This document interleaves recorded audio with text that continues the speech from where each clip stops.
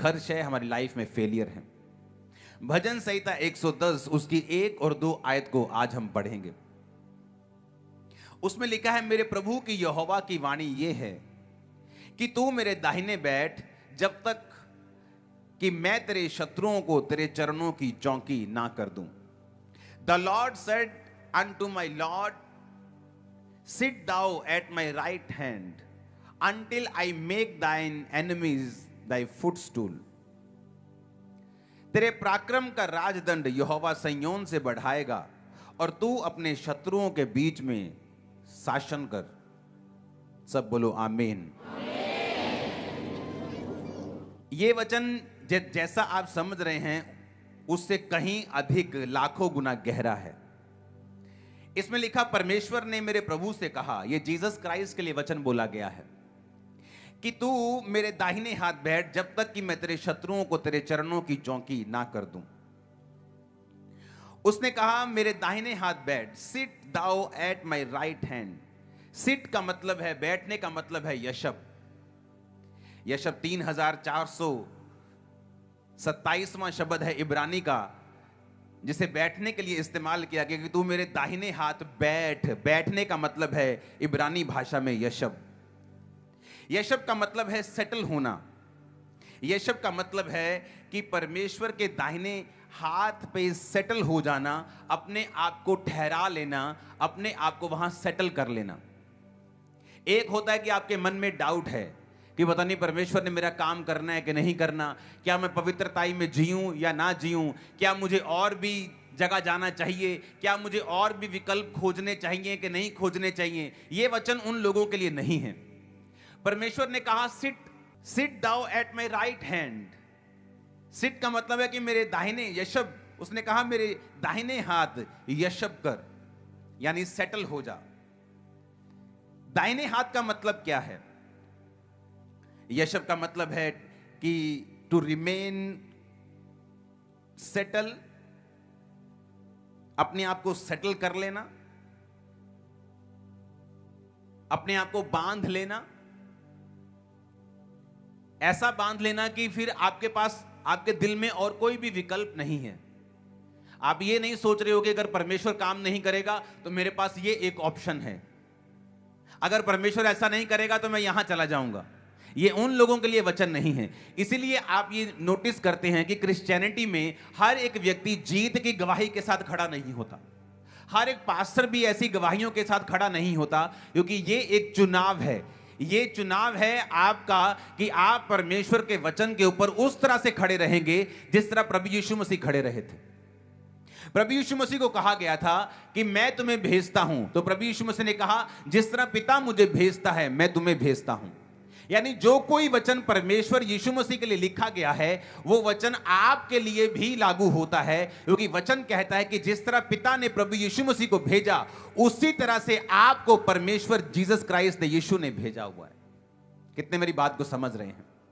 तो जो वचन परमेश्वर यीशु मसीह के लिए लिखा गया है वो वचन आपके ऊपर भी लागू होता है, क्योंकि वचन कहता है कि हम जब जीसस क्राइस्ट के लहू के ऊपर विश्वास कर लेते हैं तो हम उसके संगी वारिस हैं। संगी वारिस होने का मतलब होता है कि एक प्रॉपर्टी है, उसके 2 वारिस हैं, 50-50%। इसलिए परमेश्वर ने कहा जब तुम मुझ पे यकीन कर लोगे तो तुम परमेश्वर की चीजों के साथ यीशु मसीह के संगी वारिस होगे। यानी यीशु मसीह और तुम्हारा हिस्सा सेम होगा, और जो वचन परमेश्वर के लिए लिखा गया है वो वचन तुम लोगों के लिए और मेरे लिए भी लिखा गया है। तो अब जहां पर लिखा गया है कि तू मेरे दाहिने हाथ बैठ, यानी दाहिने हाथ बैठने का मतलब क्या है? कि परमेश्वर आपको डायरेक्शंस बता रहा है कि मेरे खब्बे बह जा, मेरे सज्जे बह जा, ऐसा नहीं है। परमेश्वर के दाहिने हाथ बैठ, परमेश्वर के बाहिने हाथ बैठ, इसका बहुत बड़ा मतलब है। जब आप वचन में पढ़ते हैं तो प्रभु यीशु मसीह ने दाहिने और बाहिने का मतलब समझाया है। परमेश्वर ने अपने चेलों से कहा अंत के दिनों में मैं भेड़ों और बकरियों को अलग अलग कर दूंगा। मैं अपने बाईं तरफ के लोगों को, यानी मैं बकरियों को, बाईं तरफ के लोग वो हैं, कहते ना पुट्ठे हाथ। केड़ा पुट्ठा हाथ?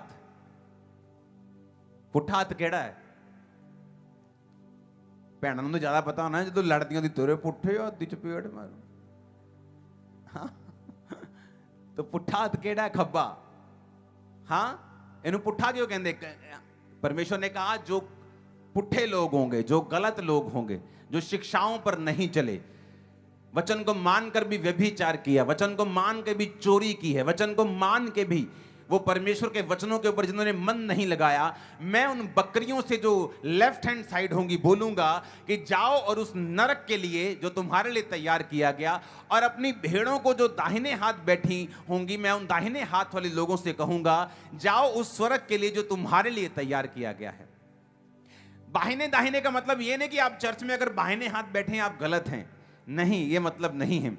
जब परमेश्वर बाहिने और दाहिने की बात करता है तो परमेश्वर ये बात कर रहा है कि दाहिने हाथ बैठने का मतलब है कि आप परमेश्वर के राइट हैंड में हैं, यानी जो कुछ परमेश्वर के वचन में लिखा है आप उसको पूरा करने के लिए तैयार हैं, चाहे आप उसमें आपको दुखी होना पड़े, चाहे आपको नुकसान सहना पड़े, चाहे आपको सताव सहना पड़े, चाहे आपको कोई भी चीज सहनी पड़े, चाहे आपको परिवार छोड़ना पड़े, चाहे आपको किसी भी तरह का कोई भी सताव सहना पड़े, लेकिन आप परमेश्वर के दाहिने हाथ को कभी भी छोड़ेंगे नहीं। उसने कहा मेरे दाहिने हाथ, यानी जो मैं तुझसे कह रहा हूं उस राइट जगह के ऊपर तू बैठ जा, यशब कर। यशब का मतलब है to tarry, to remain, settle होना, यानी जो कुछ परमेश्वर के वचन में लिखा है कि सही है वहां सेटल हो जाना, वहां पर खड़े हो जाना, वहां पर शादी कर लेना, आप बोल सकते हो, वहां पे सेट हो जाना कि अब मैं, लोग बोलते नहीं जी मैं तो अब कनाडा सेट हो गया, मैं तो इंडिया के बारे में सोच भी नहीं सकता हूं, मैं तो फॉरेन चला गया, मैं तो यहां आता हूं मेरे को मिट्टी फील होती, लोग ऐसा बोलते हैं, मैं तो यहां की गर्मी अब फील नहीं कर सकता है, यहां की गर्मी मुझे सहन नहीं होती, लोग ऐसा बोलते हैं, मैं वहां सेटल हो गया हूं। तो परमेश्वर ने कहा मेरे दाहिने हाथ अगर तू सेटल हो जाए, क्यों सेटल हो जाए? जब तक मैं तेरे शत्रुओं को तेरे चरणों की चौकी ना कर दूं। वो शत्रु आपकी बीमारी हो सकता है, वो शत्रु वो श्राप हो सकता है जो पीढ़ियों दर पीढ़ी आपका पीछा करता है।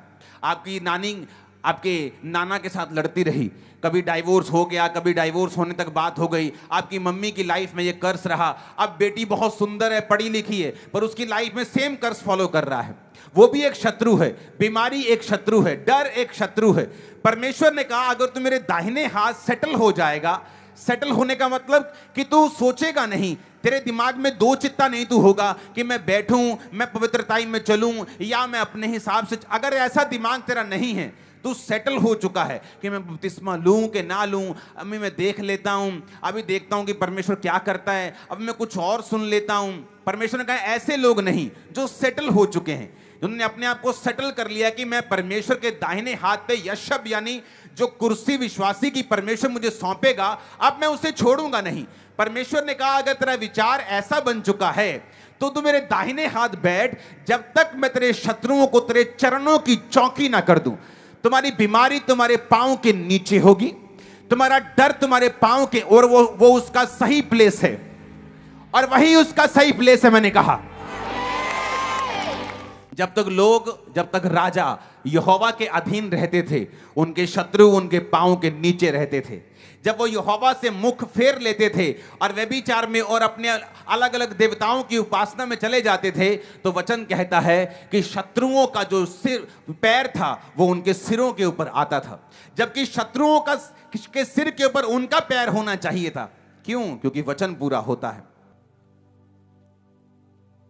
जब आप भजन संहिता 106 और उसकी 41 आयत में पढ़ते हैं, तब लिखा, तब उसने उनको अन्य जातियों के वश में कर दिया और उनके बैरियों ने उन पर प्रभुता की, उनके शत्रुओं ने उन पर अंधेर किया और वे उनके हाथ तले दब गए। ये तब की बात है जब इजरायली परमेश्वर के विरुद्ध हो गए, तो बाइबल कहती परमेश्वर ने उन्हें अन्य जातियों के वश में कर दिया, जबकि वचन ये कहता है परमेश्वर ने कहा था कि मैं तुम्हें सब जातियों में से श्रेष्ठ बनाऊंगा। आप जानते हैं परमेश्वर बदला नहीं, वो कहता मैं युगानुयुग एक सा रहने वाला परमेश्वर हूं। क्यों परमेश्वर कहता है कि मैं मैंने तुम निकम्मे को, मैंने तुम्हें निर्बल को क्यों चुन लिया? ताकि तुम्हें एक एग्जाम्पल बना सकूं, और जो अपने आप को मजबूत समझते हैं तुम्हें इतना मजबूत कर सकूं कि वो भी लज्जित हो जाएं कि परमेश्वर ने कमजोर को चुन के हमारे सिर के ऊपर बिठा दिया है। आज भी उसकी यही योजना है। कुरिन्थियों में यही कहता है, वो कहता क्या तुम नहीं जानते परमेश्वर ने जगत के निर्बलों को चुन लिया? क्या तुम नहीं जानते परमेश्वर ने जगत के तुच्छों को चुन लिया? लेकिन तुच्छ, एक निर्बल, एक कमजोर करे क्या? वो परमेश्वर के दाहिने हाथ बैठे, ताकि परमेश्वर उसको मजबूत कर सके। क्योंकि जो बाहिने हाथ बैठे हैं, परमेश्वर उनको मजबूत नहीं कर सकता, क्योंकि वो उनके शत्रुओं को उनके चरणों की चौकी नहीं करेगा।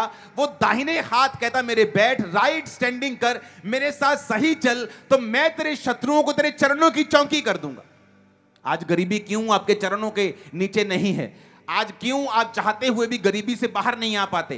क्यों? क्योंकि आप परमेश्वर के हाथ राइट स्टैंडिंग में नहीं हैं।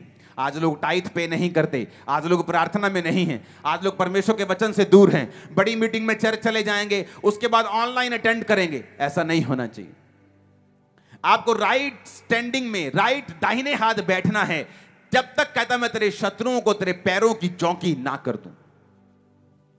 जबकि वचन कहता है कि मैं तुम्हें अन्य जातियों में से श्रेष्ठ करूंगा, सब जातियों में मैं तुम्हें सिर बनाऊंगा, मैं तुम्हें पूंछ नहीं ठहराऊंगा। तो वचन यहां पे कहता है कि उन्हें अन्य जातियों के परमेश्वर ने उन्हें वश में कर दिया, उनके बैरियों ने उन पे प्रभुता की, शत्रुओं ने अंधेर किया, वे उसके हाथ के नीचे दब गए। आज कितने क्रिश्चियन जो बीमारी के हाथ के नीचे दबे हुए हैं, गरीबी के श्राप के नीचे दबे हुए हैं। कुछ करने की जरूरत नहीं है। बाइबल कहती है ना बल से ना शक्ति से, बल्कि उसकी आत्मा के द्वारा। आपको सिर्फ तौबा करने की जरूरत है। परमेश्वर, आज से मैं राइट स्टैंडिंग में तेरे दाहिने हाथ यशब करता हूं, बैठता हूं, सेटल करता हूं। मार, रख, जिला ले, मार दे, दुखी कर दे, कुछ भी कर दे, आज से तू मेरा परमेश्वर है। चंगा कर ना कर, आजाद कर ना कर, आज से तेरे अलावा मेरा और कोई परमेश्वर नहीं। देखो क्या होता है, देखो 3 साल में क्या होता है, देखो 7 साल में क्या होता है, देखो 15 साल में कैसे सिचुएशंस आपकी पूरी फैमिली की, जनरेशन की वो चेंज करके रख देता है। पहले हफ्ते में वो आपको चिन्ह दिखाना शुरू कर देता है, आपको बनाना फिर शुरू करता है। साल दर साल आप ऊपर की ओर जाते हैं, शत्रुओं को पांव की वो चौकी करता है। जैसे मैं आपके शत्रुओं को आपके पांव की चौकी बनता हुआ देख रहा हूं। आमीन। मेरे को खड़कने वाला चाहिए शैतान के कानों के बीच में।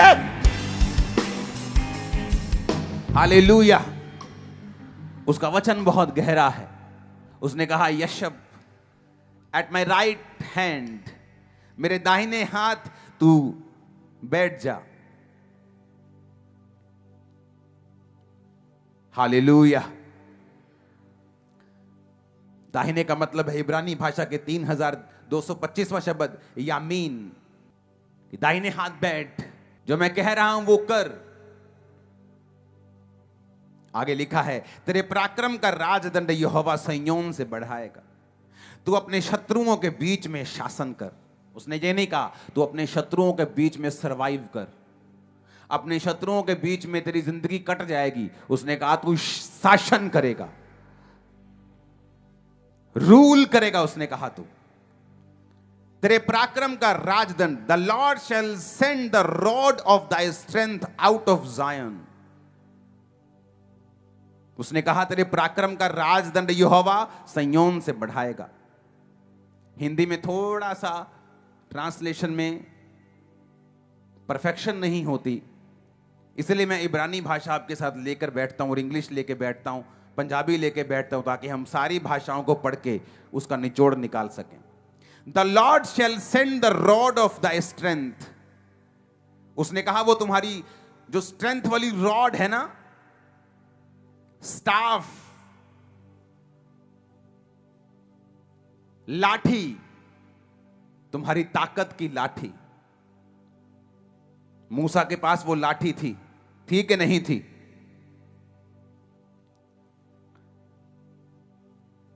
स्ट्रेंथ का मतलब मैजेस्टी भी होता है इब्रानी भाषा में, कि वो ग्लोरियस लाठी, वो ग्लोरियस अधिकार परमेश्वर ने कहा जो मूसा के हाथ में था। वो लाठी परमेश्वर ने कहा समुद्र के सामने कर, वो 2 भाग हो जाएगा। परमेश्वर कहता वो अधिकार भी तुझे देगा, शैतान के ऊपर, बीमारियों के ऊपर, परिस्थितियों के ऊपर।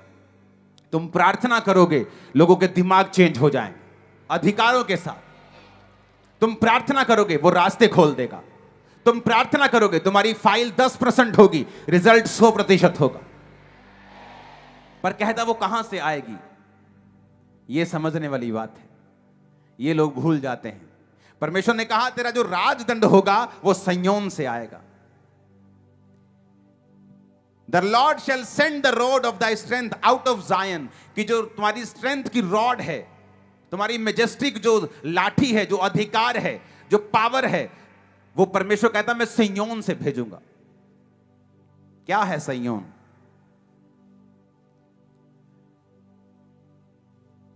सिय्योन एक जगह का नाम है जो यरूशलेम में है।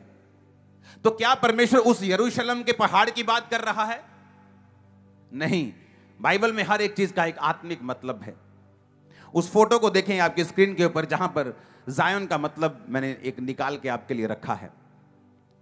देखा, the name Zion is often used to describe a place appointed by the Lord where his followers can live and serve God. शारीरिक रीति में कहता है कि जो सिय्योन जगह है वो तो यरूशलेम में है, शारीरिक रूप में एक पहाड़ के ऊपर है। लेकिन परमेश्वर यहां पर आपको कह रहा है कि मैं तेरा जो रॉड है, तेरी अधिकारों की जो लाठी है, मैं तुम्हें सिय्योन से भेजूंगा।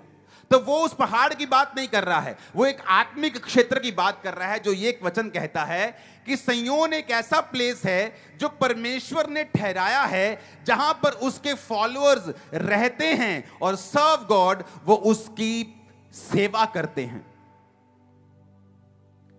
कि सिय्योन को परमेश्वर ने पवित्रताई का नगर और शरण नगर भी बोला है। तो सिय्योन का मतलब यह है एक ऐसा स्थान जहां पर एक विश्वासी रहता है, एक ऐसा स्थान जहां पर वो परमेश्वर की सेवा करता है। यह एक आत्मिक क्षेत्र है, एक आत्मिक सिय्योन की परमेश्वर बात कर रहा है। जब आप फैसला करते हैं कि आज से मैं परमेश्वर के दाहिने हाथ बैठूंगा, या तो आप बाहिने हाथ बैठेंगे या दाहिने बैठेंगे, बीच में नहीं बैठ सकते, बीच में परमेश्वर है। या तो आप शैतान की ओर हैं या तो आप परमेश्वर की ओर हैं, या तो गलत है या सही है, न्यूट्रल नहीं हो सकते तुम। या तो तुम शैतान की सेवा कर रहे हो तो या परमेश्वर की कर रहे हो, या तो शैतान की बात मान रहे हो या परमेश्वर की मान रहे हो, तुम बीच में नहीं हो, बीच में परमेश्वर है। या तो इधर हो या इधर हो। तो परमेश्वर ने क्या कहा? परमेश्वर ने कहा अगर तुम दाहिने हाथ बैठे हो, अगर तुम राइट स्टैंडिंग में हो, तुम वही कर रहे हो जो मैं तुम्हें कह रहा हूं, और तुम दाहिने हाथ में सेटल हो चुके हो। ये नहीं कि तुम टेम्परेरी वहां पे आए और देख रहे हो, मन तुम्हारा अभी भी विचलित है, मैं प्रेयर करूं कि ना करूं, मैं पवित्रताई में चलूं कि ना चलूं, मैं यहोवा के वचन पे चलूं ना चलूं, मेरा एमएलए क्या कहेगा, मेरा सरपंच क्या कहेगा, मेरी बुआ क्या कहेगी। अगर आप सेटल नहीं हुए उस जगह के ऊपर, तो ये वचन फिर आपके लिए नहीं है। परमेश्वर ने कहा जो दाहिने हाथ सेटल हो चुके हैं, मन बना लिया कि जीऊं मरूं खाऊं पीऊं, कैसे भी खुदा रखे, मैं यहीं अब सेटल हो चुका हूं, मैं उसके वचन को पूरा करना नहीं छोड़ूंगा। कोई मेरी तलवार भी रख देगा तो मैं फिर परमेश्वर का ही हूं। अगर तुम इस तरह के बन चुके हो, तो परमेश्वर ने कहा वो तुम्हारे शत्रुओं को क्या करेगा? तुम्हारे पांवों की चौकी कर देगा। और सेकंड कहा, फिर जब तुम राइट जगह पे आ जाओगे, अपने आप को सेटल कर लोगे, फिर क्या होगा? फिर कहता कि जब तुम एक जगह सेटल, आत्मा में सेटल हो जाते हो, जैसे मैं आत्मा में अगर सेटल हो गया, मैंने अपना मन बना लिया कि मैं पवित्रताई में, मैं प्रार्थना में चलूंगा, मैं फास्टिंग करूंगा, मैं डरूंगा नहीं, मैं घबराऊंगा नहीं। 2007-6 में बहुत विरोध होता था रिश्तेदारों के द्वारा, हर बंदा विरोध करता था। तो क्या फैसला किया कि नहीं, मैं खुदा के साथ राइट स्टैंडिंग छोड़ूंगा नहीं, मैं खुदा के साथ ही रहना छोड़ूंगा नहीं, मैं उसी के साथ साथ रहूंगा, मैं परमेश्वर के साथ ही खड़ा रहूंगा। आप नहीं जानते, एक विश्वासी को बड़ी अजीब परिस्थितियों को सामना करना पड़ता है। 2007 में जब ये मैंने सेवा स्टार्ट करनी थी, तो बहुत से पास्टर्स मेरे खिलाफ थे। उन्होंने एक कमेटी बिठाई कि इसको बुलाओ और इसको एम्बैरेस करने के लिए। जब मुझे बुलाया गया वहां पे, तो उन्होंने कहा आओ जी आपसे बात करनी है। तो मुझे इस तरह से लिया जाता जैसे मैं कोई गुनाहगार होता हूं। तो मैं मन में सोचता कि जब मैं गुनाहगार था, जब मैं ईसाइयों का विरोध करता था, शराब पीता था, पाप करता था, तब तो मैं लोगों के लिए अच्छा था। अब जब मैं पाप छोड़ के बपतिस्मा ले लिया, नशे छोड़ दिए और मैं सेवा कर रहा हूं, बिना किसी लालच के कर रहा हूं, कोई गलत काम नहीं, कोई व्यभिचार नहीं, 6-6, 8-8 घंटे मेरी प्रार्थना होती थी।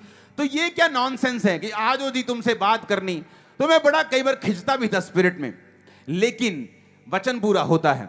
तो मुझे बुलाया गया, वहां पे सब लोग इकट्ठे थे, जो दोष लगाने वाला था या लगाने वाली थी वो भी वहां पे थी। तो उन्होंने कहा ठीक है जी, आप अपनी अपनी बात दोनों बताओ क्या चीज है। तो मैं अपनी टीम 2-4 लोगों को लेके गया था। मैंने कहा तुम मेरे लिए प्रार्थना करना, और सारी रात मैं प्रार्थना करके गया।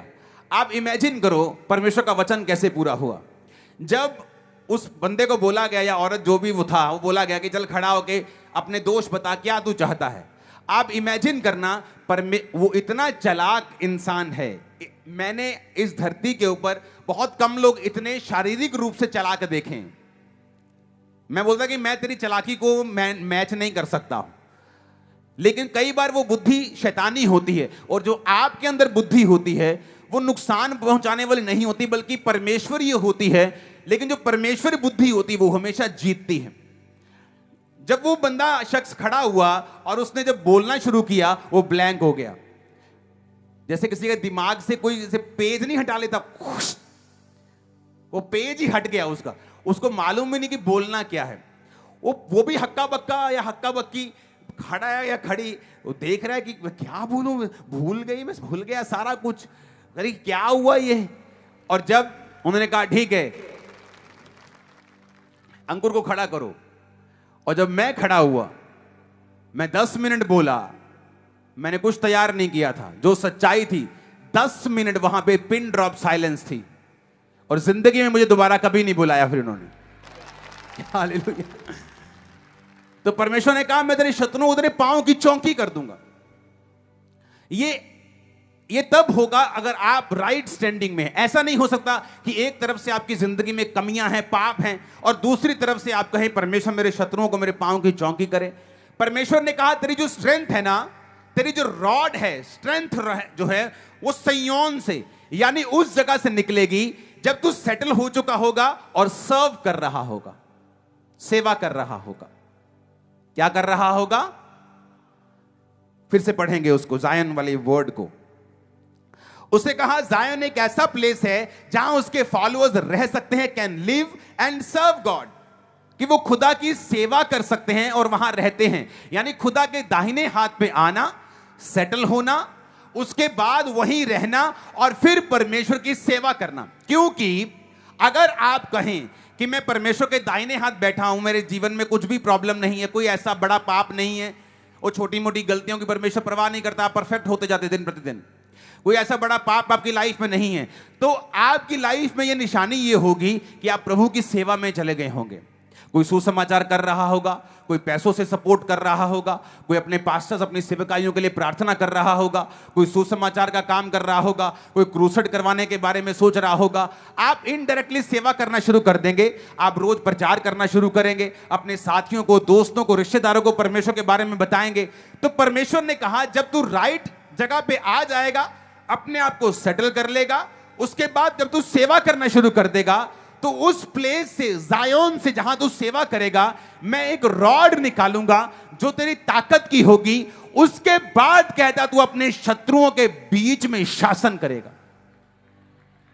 यह रोड मैप है। मैंने कहा शैतान तुम्हारी लाइफ में, उसको कुछ भी ना करना पड़े, चाहे आपकी लाइफ में उसको अलग अलग तरह की खूबसूरत डिस्ट्रैक्शंस भेजनी पड़े, उसको आपकी लाइफ में आपको लालच देना पड़े, और वो कुछ भी करने के लिए तैयार है ताकि आप राइट जगह पे ना हो और उसके बाद आप सर्व ना करें। क्योंकि अगर आप राइट प्लेस पे नहीं हैं, आप राइट हैंड में नहीं हैं, आप सर्व नहीं कर रहे हैं, परमेश्वर आपको नहीं जानता।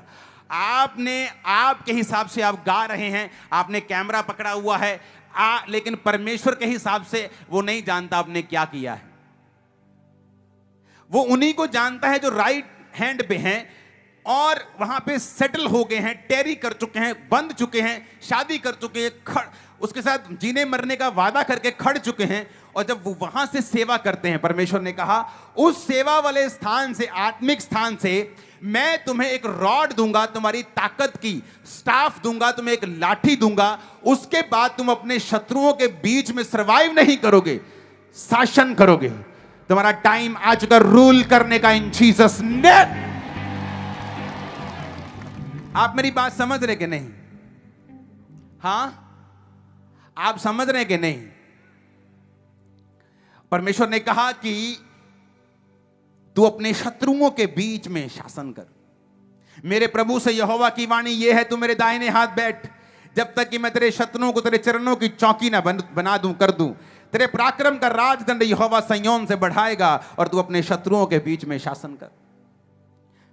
The Lord shall send the rod of thy strength out of Zion, कि वो जायन से, सिय्योन से उस रॉड को भेजेगा जिससे तू अपने शत्रुओं के बीच में शासन कर सकेगा। हमारा शत्रु कोई पार्टी नहीं है। आरएसएस, बीजेपी, कांग्रेस ये हमारे शत्रु नहीं है। ये विरोध भी करे तब भी शत्रु नहीं। शैतान हमारा शत्रु है।